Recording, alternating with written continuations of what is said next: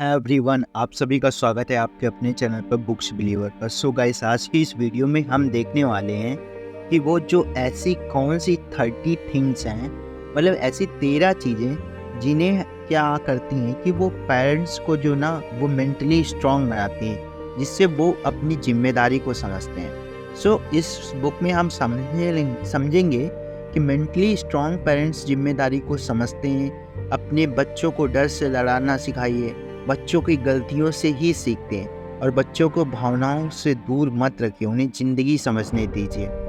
Values और action में match होना ज़रूरी है। So let's get started. So Frederick Douglass ने एक बार कहा कि टूटे हुए पुरुषों की तुलना में मजबूत बच्चों का निर्माण करना आसान है। तो जब तक बच्चे आपकी छत के अंदर है तो आपकी जिम्मेदारी बनती कि आप उन्हें सही दिशा की तरफ बढ़ने में मदद करें। क्या आप ऐसा कर पा रहे हैं? सभी पेरेंट्स चाहते हैं कि उनके बच्चे का भविष्य बेहतर से बेहतर बन सके, लेकिन क्या आपको मालूम है कि एक रिसर्च में ये निकल कर सामने आया कि बच्चे का फ्यूचर उतना ही अच्छा होता है जितनी अच्छी उसे बचपन से सीख दी जाती है। इसका मतलब साफ है कि आपको ये पता होना चाहिए कि पेरेंटिंग कैसे करनी है। क्या आपको पता है? अगर पता है तो अच्छी बात है, लेकिन अगर थोड़ा सा भी कन्फ्यूज़न है अगर आपके दिमाग में, तो किताब आपके लिए लिखी गई है। तो इस किताब को पढ़कर और या फिर इस बुक समरी को समझकर जो आपसे वो गलतियां भी नहीं होंगी जो अभी हो रही हैं।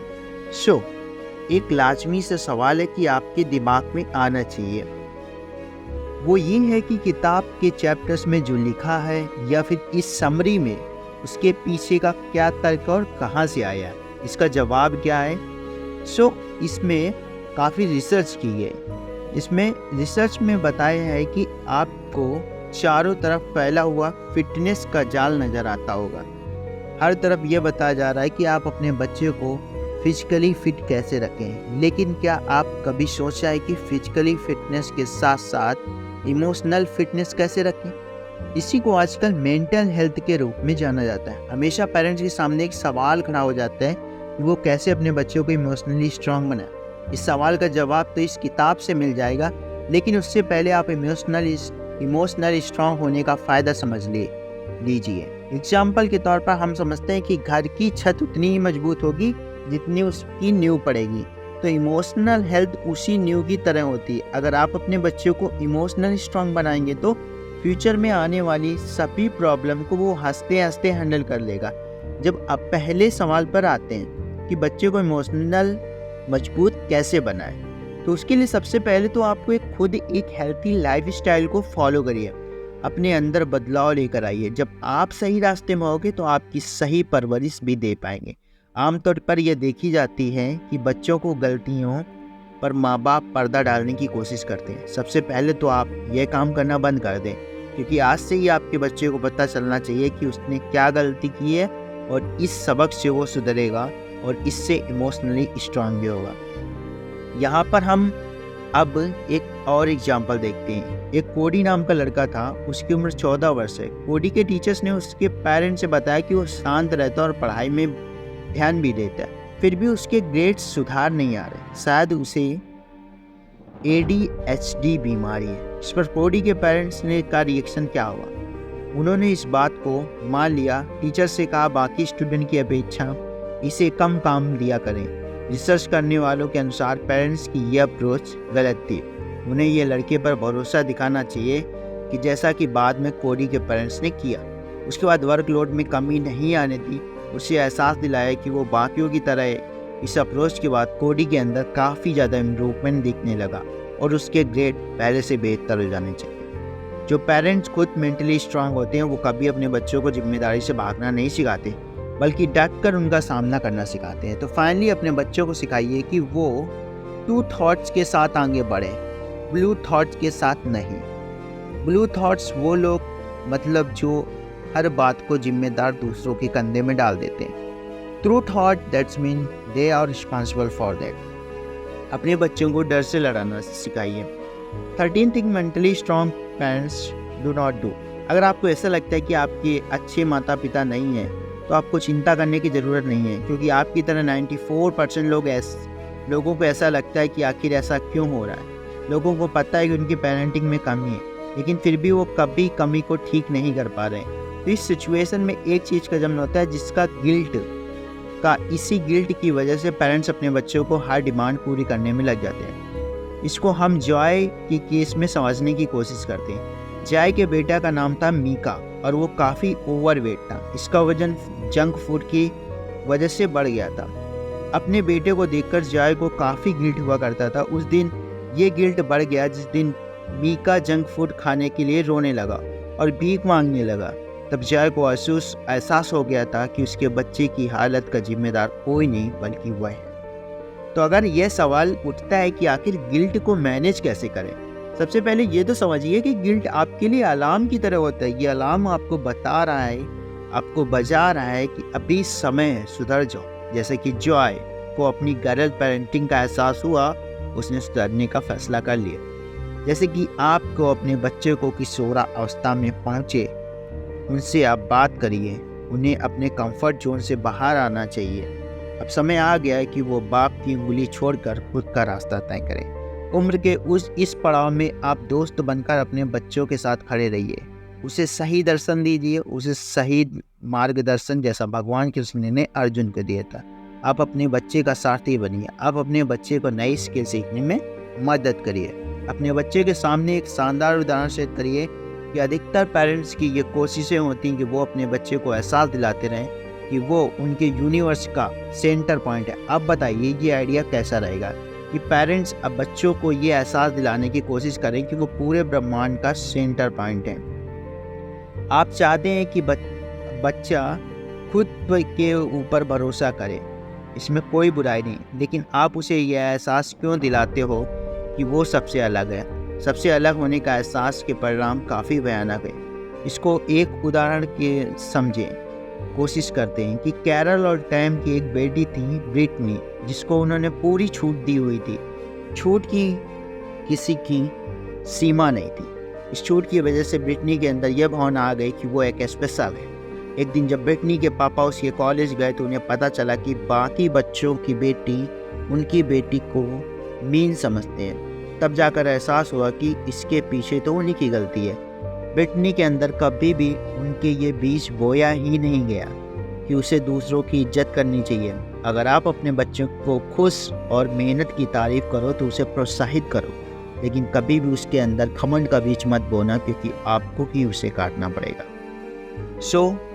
क्योंकि बच्चों की गलतियों से ही सीखते हैं। पुरानी कहावत है कि कोयले की खदान से हीरा निकलता है। क्या आप इस कहावत को सही मानते हैं? अगर मानते हैं तो मानिए, लेकिन परफेक्शन का बोझ अपने बच्चों के ऊपर मत डालिए, क्योंकि बहुत से पेरेंट्स ऐसे होते हैं उनके बच्चे समाज में बनाए हुए रूल्स में फिट बैठे हैं, हमेशा परफेक्ट हो, लेकिन उनको समझना चाहिए कि परफेक्शन का प्रेशर ही डिप्रेशन जैसी बीमारियों को जन्म दे रहा है। अब समय आ चुका है कि हम अपने मेंटल हेल्थ को लेकर सजग हो जाएं। अगर हम सीरियस नहीं हुए तो इसके परिणाम बड़े घातक हैं। 2015 में हुए रिसर्च के अनुसार सामने आया कि कुल आत्महत्याओं में 70% की उम्र 12 से 25 साल थी। इसमें बचने का तरीका क्या है? इससे बचने का तरीका यही है कि आप अपने बच्चों को परफेक्शन की बजाय मेहनत करने के लिए प्रेरित करें। उन्हें बताएं कि गीता में लिखा है कि कर्म आपके हाथ में है, फल नहीं। अपने बच्चों को सिखाइए कि ज़िंदगी मौत से जीना आसान है, हम इसको कठिन ना बनाएं। अगर आपके सामने कोई दिक्कत आ रही तो उसे हल करने की कोशिश करिए, उसी दिक्कत को डीमोटिवेटेड ना हो जाइए। कोई भी दिक्कत आपसे ज़िंदगी से बड़ी नहीं होती। मानसिक तौर पर जब पेरेंटिंग बनिए, इस किताब की लेखिका के दोस्त थे जिसका नाम जूली और माइकल था। जूली और माइकल एक दूसरे से तलाक ले लिया था, लेकिन इसका असर बच्चों पे पड़ने लगा था। इस पर माइकल छुट्टी वाले दिन डिनर के साथ घर आता था। कुछ ज़्यादा बदला नहीं था, लेकिन समय आया जब जूली को किसी के साथ ज़िंदगी में आगे बढ़ना था। तब उसके सामने एक विकट परिस्थिति हो गई कि बच्चों को कैसे हैंडल करें। यही काम अगर उन लोगों को पहले कर लिया होता तो बच्चे सच्चाई के साथ मजबूत बड़े होते। जब बच्चे देखते हैं कि अपने माता पिता को अलग होते हैं तो लाजमी सी बात है कि उन्हें अच्छा नहीं लगता, लेकिन इस सिचुएशन में वो ज़िंदगी के बारे में काफ़ी कुछ सीख सकते हैं। मतलब साफ है कि जो बच्चे बचपन में ये सीख नहीं पाएंगे तो दर्द कैसे झेलना, उन्हें जवानी में इसकी आदत नहीं पड़ेगी।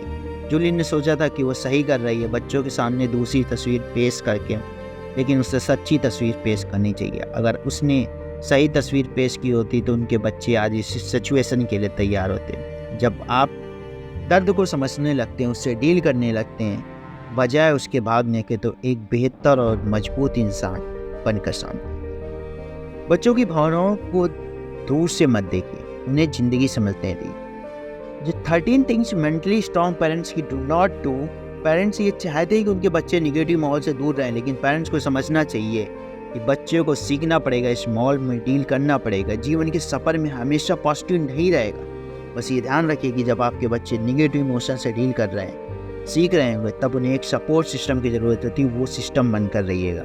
आपको उन्हें सिखाना पड़ेगा कि इमोशन को कैसे हैंडल करना है। इमोशन चाहे पॉजिटिव हो या निगेटिव, इंसान का स्थिर बना रहना बहुत ज़रूरी होती है। आप अपने बच्चों को वो स्थिरता सिखाइए। पेन स्टेट की अपनी रिसर्च में पाया कि 5 साल की उम्र में जिन बच्चों ने ज़्यादा सोशल एक्सपोजर मिलता है, वो बच्चे अपनी ज़िंदगी में जल्दी सेटल होते हैं। यही सवाल है कि इमोशनल इंटेलिजेंट आपके परिवार को कैसे समझाए। इसका सिंपल सा जवाब है, बात करिए कि फैमिली से एक टेबल पर बात करने से बस 2 देशों के मुद्दे सुलझ जाते हैं। ये तो परिवार है। पहले आप अपनी भावनाओं और अपने बच्चे के साथ शेयर कीजिए, फिर आप देखेंगे कि अपने बच्चे भी आपके दिल से जज्बात आपसे शेयर कर रहे हैं। उनको बताइए कि अपसेट होना नॉर्मल है, उनका मूड बूस्टर सिखाइए। इससे फ़ायदा ये होगा कि उन्हें पता चल जाएगा कि इमोशन से बंद कर नहीं रहना चाहिए। डिसिप्लिन और पनिशमेंट के बीच अंतर समझिए। एक बच्चे की परवरिश करने के लिए बहुत सी ऊर्जा की ज़रूरत होती है। अगर ये ऊर्जा आपके अंदर नहीं होगी तो अपने बच्चे के ऊपर चिल्लाइए, उन्हें पनिशमेंट दोगे। पनिशमेंट का एक ही तरीका होता है कि अगर आप अपने बच्चे पर ज़्यादा चिल्लाते हैं तो उसके अंदर कई बुरी क्वालिटी भी आ सकती है, जैसा कि वो हो सकता है कि ज़्यादा गुस्सा करने लग जाए। इसलिए सबसे ज़रूरी है कि आप डिसिप्लिन और पनिशमेंट के बीच अंतर समझ लीजिए। आपको अपने बच्चे को समाज में कैसे रखना है वो सिखाइए, वो सीखना पड़ेगा, लेकिन इसके लिए पनिशमेंट और आप नहीं उठा सकते। हेल्थी डिसिप्लिन के लिए औजार आप उठाइए। बच्चों को बताइए कि सामाजिक ढांचा कैसा होता है। अब एक सवाल आपके सामने खड़ा होता है कि कहाँ से शुरू करेंगे। इसका जवाब ये है कि आप एक लिस्ट बनाइए, उसमें नोट डाउन करिए कि आपका बेस्ट बॉस कौन कौन रहे, वो इतने अच्छे लीडर क्यों बने, उनकी खूबियाँ क्या थी। बच्चों को समझाइए। एक बात को आप गांठ बांध लीजिए कि अभी कभी शॉर्टकट नहीं लेना चाहिए। भले ही छोटा रास्ता कितना लुभावना हो, लेकिन आपको हमेशा सही रास्ते पर चलना चाहिए। यही बात है कि अपने बच्चों के जहन में डाल दीजिए। बच्चों की सही परवरिश के लिए बहुत मेहनत चाहिए, इसलिए अभी आपको अपने को रिचार्ज करिए। दोस्तों के साथ काफ़ी पीजिए। जब एनर्जी आ जाए तो बच्चों से बात करिए, उसकी मदद करिए, उसके गोल्स में उसके सजेस्ट करिए कि वो वेकेशन पर कम से कम समय बिताएं और अपना समय, अपना अच्छा काम बचे हुए टाइम पे करें। वैल्यूज़ और एक्शन का मैच होना ज़रूरी है। मानसिक तौर पर जो पेरेंट्स मजबूत होते हैं वो अपनी ज़िंदगी के फैसलों का लार्ज पर्सपेक्टिव देखते हैं। वो हमेशा ये गौर करते हैं कि क्या उनका बच्चा सही रास्ते पर है। इन सिनारियों को हम एग्जाम्पल से समझते हैं। एक 15 साल का लड़का है जिसका नाम आप कुछ भी रख सकते हैं। वो एंट्रेंस एग्जाम में नकल करते हुए पकड़ा जाता है, उस एग्ज़ाम से बाहर कर दिया जाता है। उसके पेरेंट्स को समझ में नहीं आता कि इससे ने नकल क्यों की, ऐसी क्या गलती थी उनके परवरिश में जो उसने बच्चे के जानने में कोशिश हुई। जब जवाब आया कि माता पिता सोसाइटी में स्टेटस बना रहे, इसलिए बस उस एग्ज़ाम की बात करते थे, इस बात पर उसको क्लियर करना इतना प्रेशर आ गया कि नकल का सहारा लेना। इस बात में उस बच्चे के पेरेंट्स ने पाँव पीछे खड़े कर लिए, आश्वस्त किया कि एक्शन और वैल्यूज़ का मैच होना जरूरी है। साल 2014 में हार्वर्ड यूनिवर्सिटी में एक अध्ययन किया गया। इस अध्ययन में 80% स्टूडेंट ने बताया कि उनके पेरेंट्स व्यवहार से ज़्यादा अचीवमेंट को वैल्यू देते हैं। अगर आप वैल्यूज़ का महत्व देना बंद कर देंगे तो क्या आप अपने बच्चे को सही परवरिश देंगे।